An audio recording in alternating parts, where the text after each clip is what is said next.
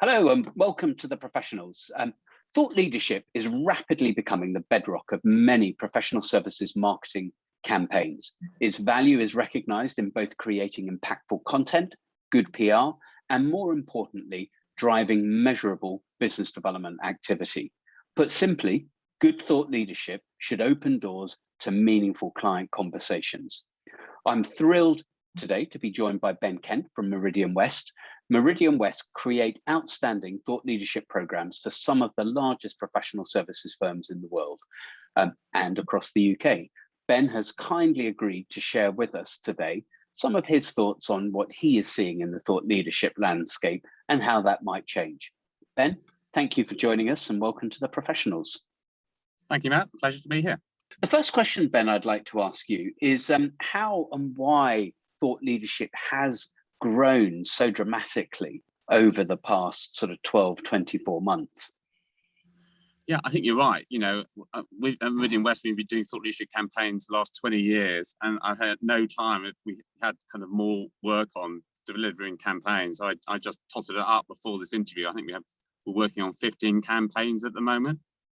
I think, you know, COVID has really been a catalyst for, it's been created so much uncertainty in the business world that, you know, CEOs and other senior decision makers are really wanting kind of guidance on what the world is going to look like. So, and I think, so that's from the kind of demand side, but I think also from the supply side, the professional advisors, you know, they haven't been able to do the in-person events to the same degree. And so thought leadership is a kind of terrific way of keeping in contact and adding value to their clients during these kind of difficult times. And I wonder, what are some of the big themes that you're seeing firms looking to address in their thought leadership campaigns? Three big themes. I think, you know, the ESG, purpose, kind of philanthropy is one. Digital transformation is the second, and the kind of future of work and kind of what office space will look like, and also how do you manage employees in this new world is the third topic, which is really hot at the moment. And it's quite interesting, isn't it? I mean, they are big themes. And how do firms find sort of a unique voice, a unique angle around if they are to choose those themes? I mean, there's a real risk that thought leadership could end up just replicating what everybody else is saying. So how do you help firms find that unique voice, that unique angle? I think you're right, Matt. You know, so, you know, whenever we're kicking off a campaign, we did a white space mapping to see what's being produced. We did a recent one on kind of philanthropy, for example.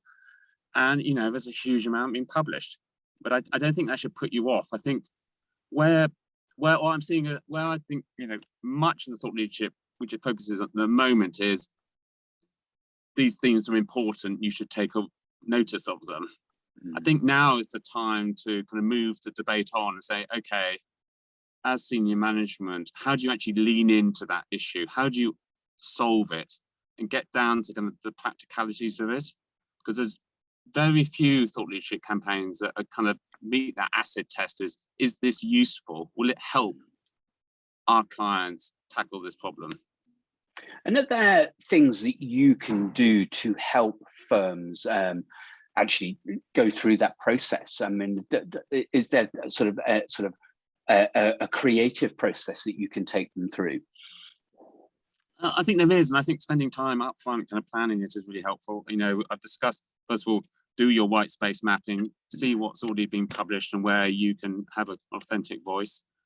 I think, you know, getting some initial feedback from clients about what topics they would find of interest, but I think don't neglect your kind of partner group. You know, they're out on the front line, you know, the entire time. They will, if you can really get them engaged in the process, they will really help you shape that kind of unique voice, if you like. Do you, the fact that you've been involved in so many campaigns, I think you're currently involved in 15, but I think over the years, it's sort of probably over 80, 90, yeah. Yeah. I mean, there must be sort of some, you've got this fantastic insight into how a campaign develops, how it's delivered.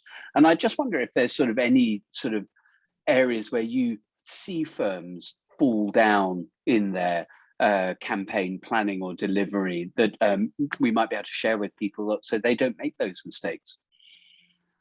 Yeah, I think getting the partner engagement right up front. I think the most successful campaigns I've done is you've got a broad group of partners involved right from the get-go, but also a kind of handful of real thought leaders that help you shape the topic areas and bring that intellect is critical. I think don't be superficial. Really think about the questions you're asking. And is this a flaky question which will just tell people what they know kind of already? So, I spoke to a CEO last week actually about what they value from thought leadership. So he's fed up with kind of flaky questions such as, 90% of CEOs say that technologies help improve productivity. Well, that's kind of they would say that, wouldn't they? I think it's almost thinking through what's the next level question that would help people tackle digitization in that process. And I guess what's quite interesting there is actually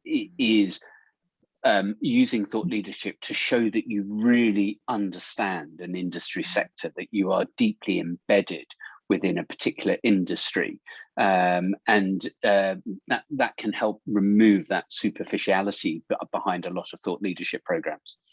I think that's right. I think the thought leadership works really well is either kind of benchmarking exercises where you benchmark how different organizations are tackling an issue. For example, we did a piece with Allen Overy looking at legal innovation, and we asked quite hard, direct questions around: did they have a budget? Do they have a strategy?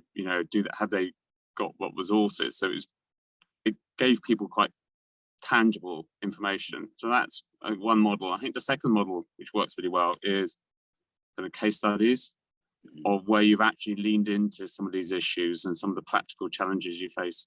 And that is quite authentic, and it gets to the heart of, what should CEOs be doing.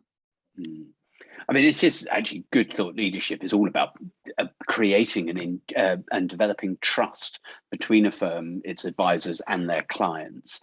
And you've touched on benchmarking and case studies. I think it'd be really interesting to see for you to share maybe some of the more sort of novel or interesting approaches that firms are taking with their thought leadership to help develop that further.